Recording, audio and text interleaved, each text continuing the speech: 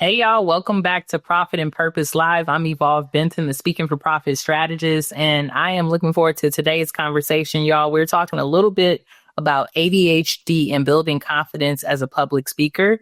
And I have a special guest here who is a professional and who is going to guide us through what exactly is ADHD, how do we build more confidence, and how do we utilize it as a superpower in our business, which I'm really excited about. So y'all, if you're watching now, just going to put hashtag live in the comments. If you're watching the near and dear future, put hashtag replay.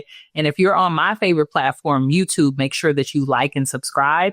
As many of you know, we did a 10-day sprint recently where we talked about how to create an impact on one of my favorite all-in-one platforms, which is Kajabi, by creating digital assets, ebooks, and even coaching services to be able to support your clients. So during that 10-day sprint, we hit 700 subscribers. So I just want to thank all of the new subscribers for subscribing to the Speaking for Profit YouTube channel. I really appreciate you using your most valuable resource, which is your time with us, and taking this skill set and learning how to get financially free. So thank you so much for the new subscribers. Shouts out to y'all. And then I also want to shout out all of the new people who are a part of the Profitable Speaker Circle from the Black Trans Advocacy Conference that I was at last week. I had an opportunity to go to Dallas, Texas, and to present on the power of public speaking and monetizing your message. And y'all, my session was at 9:30 in the morning, which is really hard when it comes to a conference where folks are there to, of course, learn, but also to experience Black trans joy. So I appreciate the small group of you that woke up at 9:30 in the morning and came to my presentation, showed support, learned, and you actually got a gift, right? Which was access to the Profitable Speaker Circle. So folks, if you see me speaking in the near and dear future in your area, in the world, around the country, please come through because I'm always going to give value and I'm always going to give a gift. But I just want to shout out all of those folks who are new to the community, but also new to the YouTube channel. So thank y'all so much for being here again. I'm going to bring up our guest for today.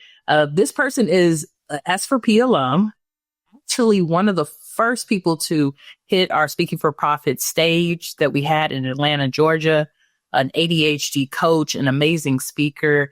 And it's an honor to have them on the show. So Sammy, welcome so much. Welcome to the community. Welcome to our YouTube channel. We're finally doing it, y'all. Like, we have been talking about this interview for almost a year now, and it's happening. And I'm just so excited to have you here. I'm so excited as well. Finally on the Speaking for Profit podcast. That's been one of my goals for a minute here. We've been chasing each other, but here we are now. Yes, I'm so happy you can make it. And, you know, we started doing this particular segment of the Speaking for Profit podcast on profit and purpose because, you know, I really am a firm believer that in order for us to have a business that's not just profitable by the numbers, but that feels abundant, it has to be purpose behind it. And that's why I'm excited to have you, because what I appreciate about you and your brand and Speak Y'all is that you're not just trying to like teach people to build confidence. You really have a purpose and a vision that is deep. So thank you for doing the labor of being a CEO and building your business. And thank you so much for being here.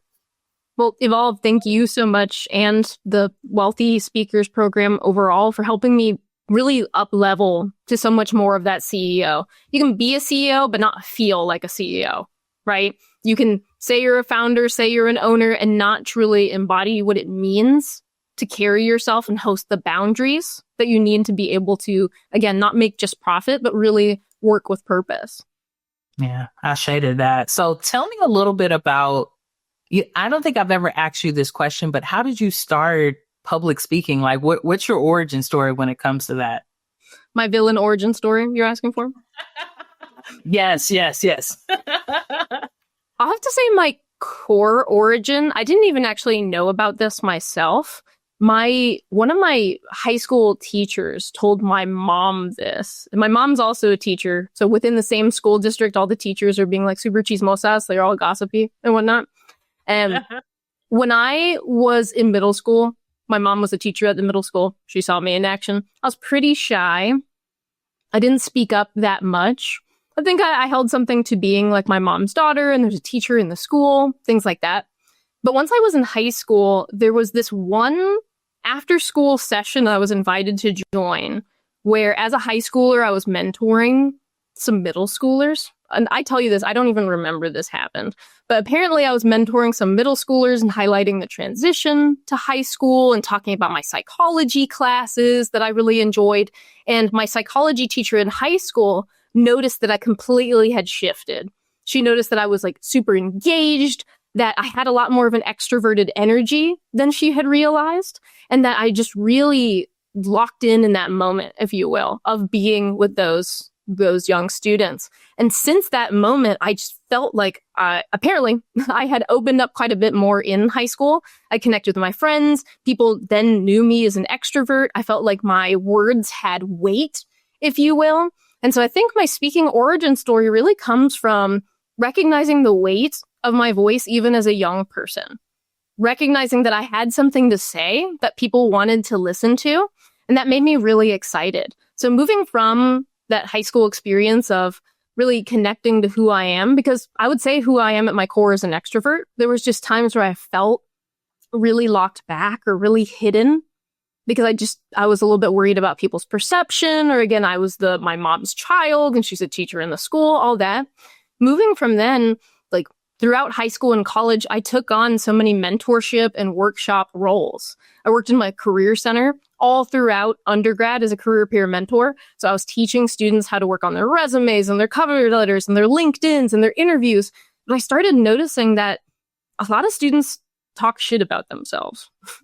They don't understand the value their experiences have. They'll come with a half-done resume and say, I'm a half-done person. I'm not worth getting a role. I'm not worth anything. And through having conversations, just asking them a little bit more about, hey, what did you enjoy about this internship? Or, hey, what do you like about your classes? What are some of the projects you've engaged in? They just started talking about what they cared about. They started talking about the things that they were good at. And I just started reflecting some of the things they said and translating it just a little bit, right, to some like career or resume language, if you will.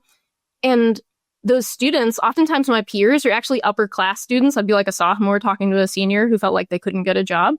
They'd pause. And then they would say, I never thought about myself like that. I never realized I had experience. I didn't realize I was good at different things. And so you're telling me you've been coaching people for almost 30 years because you started in middle school. Maybe not middle school, but I like to say that I started coaching at 18. And I know for a lot of people, they find coaching as a profession later in life. And I'm extremely grateful that my first ever job was coaching, and that the thorough line of every role I've had, especially since I have a long career in higher education and student affairs, career services, is that there's always been that coaching and mentoring piece, and also that educating and workshop public speaking aspect that I've always really enjoyed. Yeah. And I think what's really great about this particular story for you is like, you had the moment where you felt like your voice didn't matter as much, right? And then when you had that conversation with those young people, you're like, oh, actually my voice matters. Mm-hmm. And you moved into it. So I think you also can support folks probably who have a fear of public speaking or have some type of trauma that's connected to it. Sometimes I'll have conversations with, and you probably see this as well as a coach, with folks where it's not a fear, but it's connected to a negative experience. So they just don't like, right? They'll be like, I spoke that one time in middle school and everyone ignored me, or no one clapped, or people booed me, right? It'll come from a bad or just like a really traumatic experience on stage that they've internalized that they don't feel good about. So I'm so thankful that folks have you when it comes to the fear of public speaking, right? Like I know you've read the stats, like 85%. Some people are more fearful of that than actually dying. Believe it. Yeah, that's a huge one. How do you support clients with that? Or do you support clients with that when they come to you and they want to position themselves as a better communicator? Yeah. So when it comes to communication, I usually have two types of like reasons why people come in for coaching. The number one most common reason folks come to me for coaching is the fear of public speaking. And that can come from a different areas or angles, right? So you mentioned like a negative experience or trauma. And of course, therapy can be really supportive for like very specific traumas. However, a lot of times it might be less trauma and a lot more of just a belief system that's not supporting them, right? Oh, my voice isn't going to matter. You know what? Let me just focus on the things that I'm good at already. So, for example, a lot of folks I work with are really high level in their organizations. They're executives, they're founders, they're vice presidents, usually in more like technical areas. So I would have someone who, hey, I'm a cybersecurity expert. Let me hide behind everything I know for cybersecurity.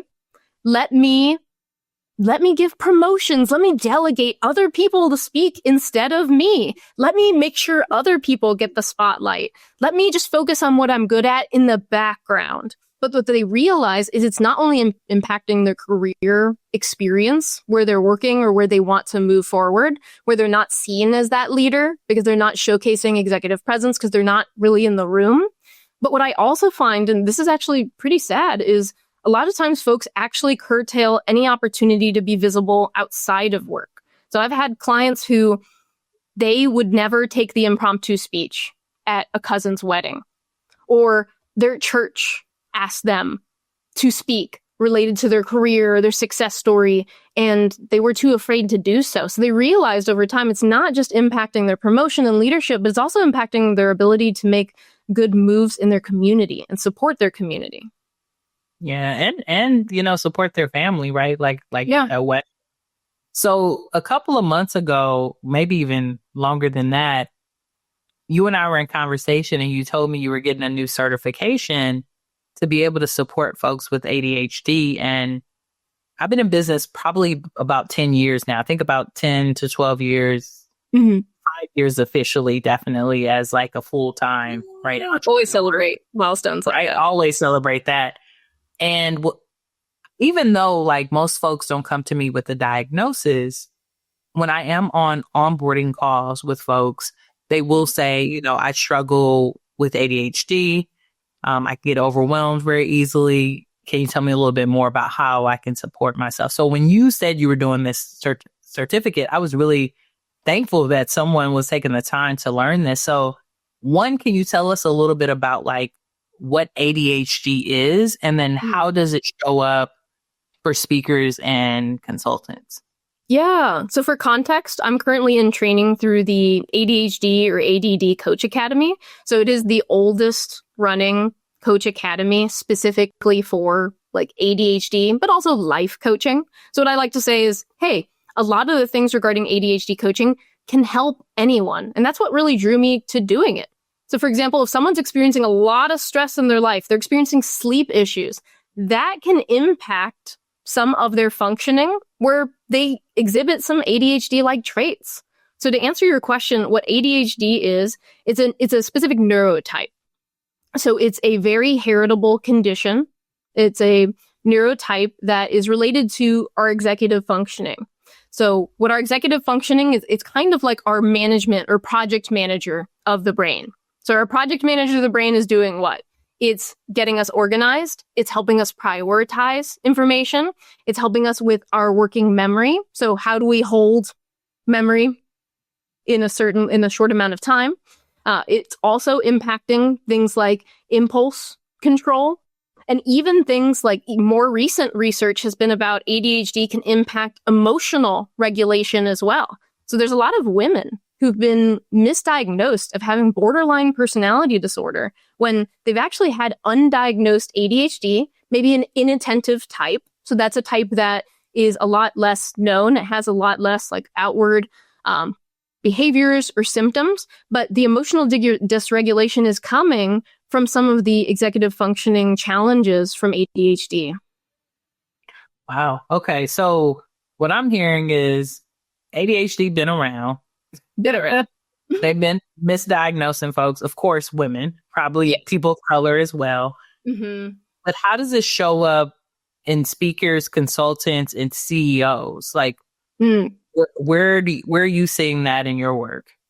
Yeah. So when it comes to founders, CEOs, high-level folks, a lot of folks who decide to become an entrepreneur, a lot of times there were so many ADHD challenges in traditional 9-to-5 work that it was inspiring to be able to create systems that work with one's own brain and not have like the tedium, the enforced routine. Maybe there was boredom that was coming from doing certain type of work, not having the autonomy to do higher level strategic work, and being loaded with like a lot of administrative tasks that aren't super fun, that might be pretty repetitive or easy to master, but then you get bored of it. So I see it as that kind of like funnel into entrepreneurship is a big one. When we think about higher level executives, well, they're doing a lot of the big picture work, right? They're doing a lot of strategic thinking. They might be networking. They might be traveling. They have all these, a lot more access and autonomy to their schedule that's a lot more flexible than someone who might be earlier on in their career, right? Entry level, middle manager, supervisor as well. But when it comes to public speaking, I see ADHD coming in a bunch of different ways. I like to think of public speaking as a skill that's a big umbrella. Because public speaking isn't just what you say. It's how you say it, how you look, your tone, your message, your goals. It can be something as minute as like those filler words that sometimes we worry about, but it can also be about how authentic we feel when we're talking about our speaking, how we do convey confidence. There are some folks who speak with a monotone and it's very effective, and some people who speak with a monotone and they want to address that and work on it. So with ADHD, I often see that some folks are so excited about what they want to talk about that they speak super fast. They go into a lot of detail. They don't pause. And then that's an overload of information, perhaps, for their audience.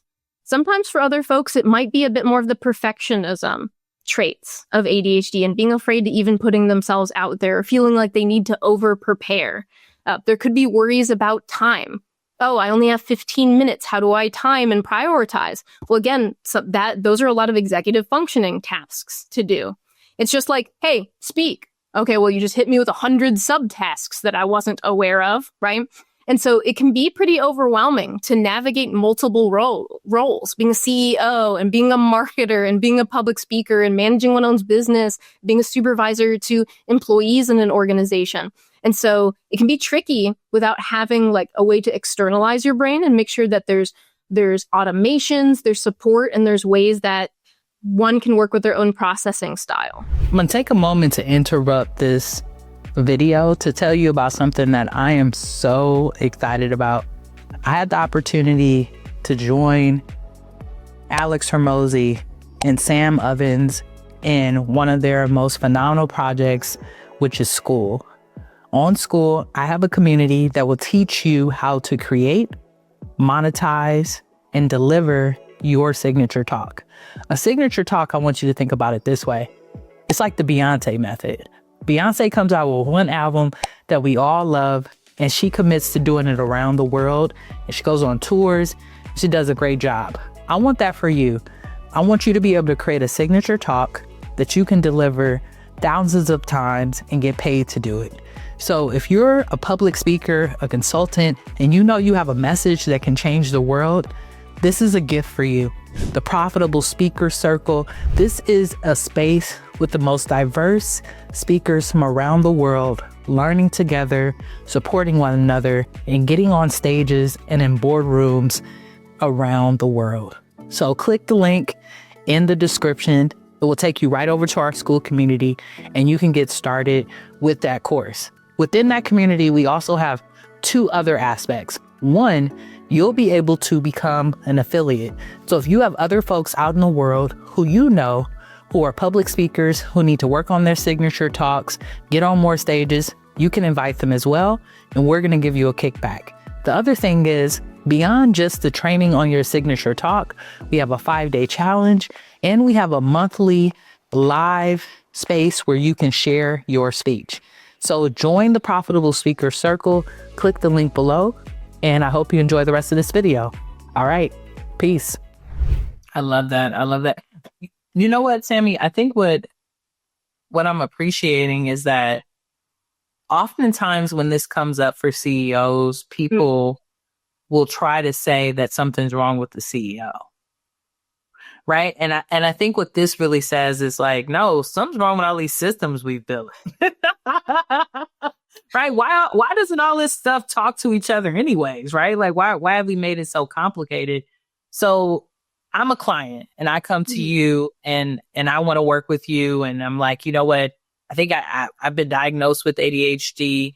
it hasn't impacted me thus far, but it does bother me in certain places in my life. Like, what's the process what's the client journey when they start to work with you?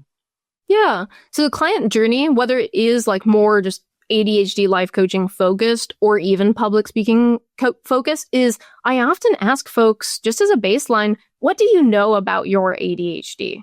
And I think there's a big difference between what do you know about ADHD in general and what do you know about your ADHD, because it presents differently for a lot of folks. Actually, I'm going to be hosting a ADHD and mindfulness workshop sometime soon in a wellness based organization. And I was talking to a couple of folks, trying to get more of a sense if they might be interested in attending. And I was talking about ADHD. I was mentioning I was diagnosed as an adult. And one of the women looked at me and said, "But there's nothing wrong with you." And I was like, I think it can be very easy to be kind of reductionistic on both sides, right? Like, there's nothing wrong with you. You're not disabled. You're differently abled. Or it's a superpower inherently. When we talk about what's your ADHD, what I want to know from my client is, how do they define it? How do they view it? They might even use superpower language, and that's totally okay. I'm not going to judge. I want to use the language that client is using to move them forward. If they see it as a superpower, they see themselves as a superhero, let's use that analogy, right? Let's go for it and see how that analogy can help them function better, right? ADHD coaching, the core of it is not just like, okay, setting goals and hitting goals, short-term goals, long-term goals, but it's really addressing like, how do I create a life where instead of I'm just existing it, I'm living in it because I am adjusting my systems to make my daily functioning a lot better. So I do start with, what do you know about your ADHD? What are some of the challenges you're noticing? And then the next thing we focus on is strengths, because a lot of ADHDers do not know what they're good at, and sometimes might be even resistant to the fact that they're good at anything.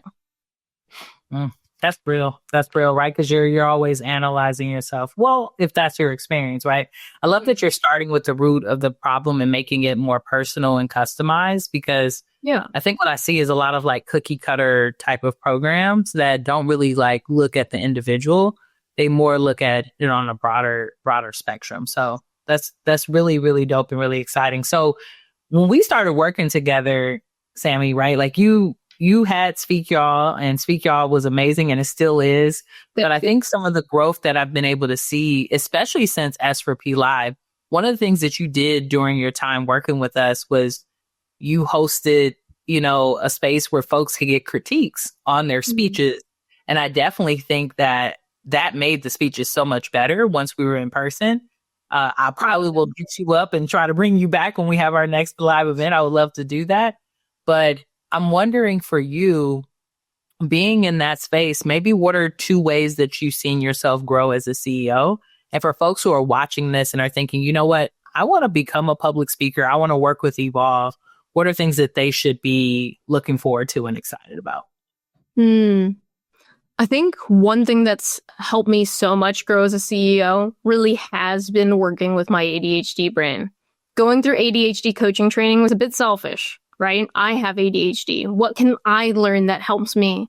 But it also goes back to my own personal beliefs about coaching and training, which is I'm never going to give someone some type of exercise that I've never done myself. I'm not going to make my client a guinea pig in that regard. So knowing that it could be beneficial and supportive for me, or know, hey, this exercise is a little bit sticky, or hey, this is what I experienced, without making it the Sammie show, I think is really important in that regard. So part of that journey has been hiring my own ADHD coach, right? Just like I hired my own business coach and speaker coach, Evolve. I think it's very important for coaches to have their own coaches, because you still want to go into that, like, not only echo chamber, but that kind of negative echo chamber, right? Of that perfectionism and trying to maximize everything. Because the core of what supports ADHD is keeping things simple, right? It's very easy to get excited and have interest and find something novel and try to do 90 things at once. But having a bit of that power of the pause, that's what it's called. Maybe even just a bit of that mindfulness, take a step back and recognize, what is my capacity? With no judgment.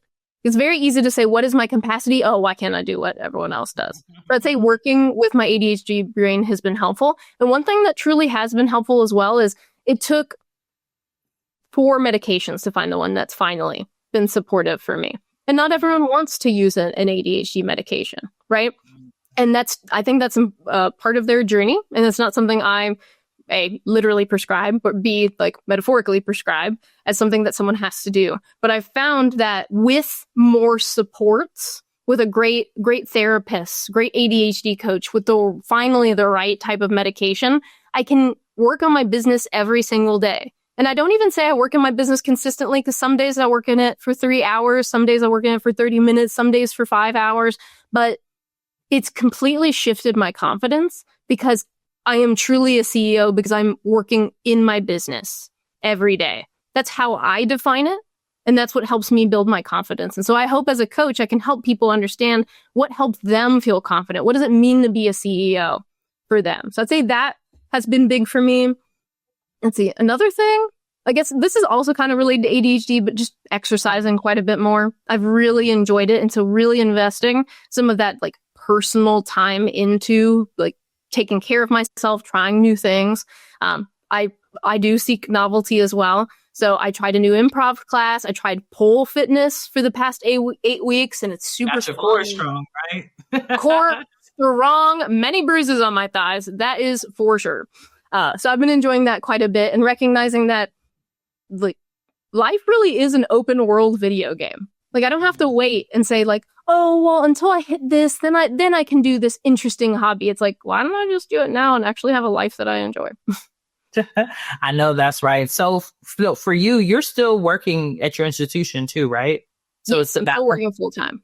Yeah. So it's the balance of being in higher education, but also being a coach, right? And also like you have your own speaking business where you're out and you're sharing your story and you're sharing with the world, which is really powerful as well. So you're juggling many things as a CEO. And I think what I'm hearing from you is you're finding your own unique balance in ways that you can take care of yourself, take care of your clients, and take care of your business, which is super powerful. I mean, it's an honor to be able to like really like, work with you, support you on the business side. And I think what you really added to that space and that environment, right, in our mastermind was always thinking about how to simplify things a little bit.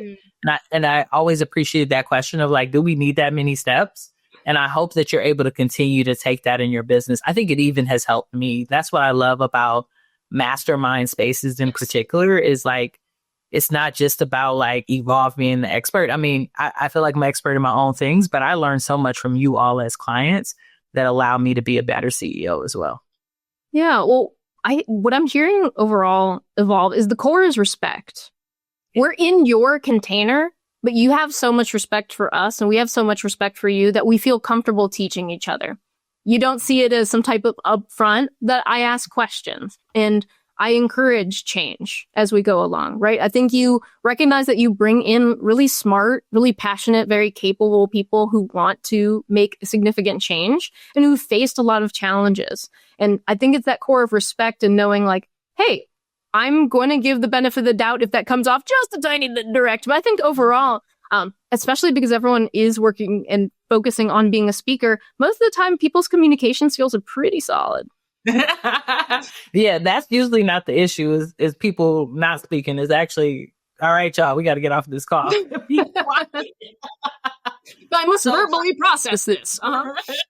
Right, exactly. One of the things that I've really appreciated recently, and I don't know if you've seen, Zoom has this new AI function where it kind of grabs the summaries of calls. So we've started to turn that on. And what I love about it is, for the person who sometimes watches that whole video of a replay, I don't think that people want to do it.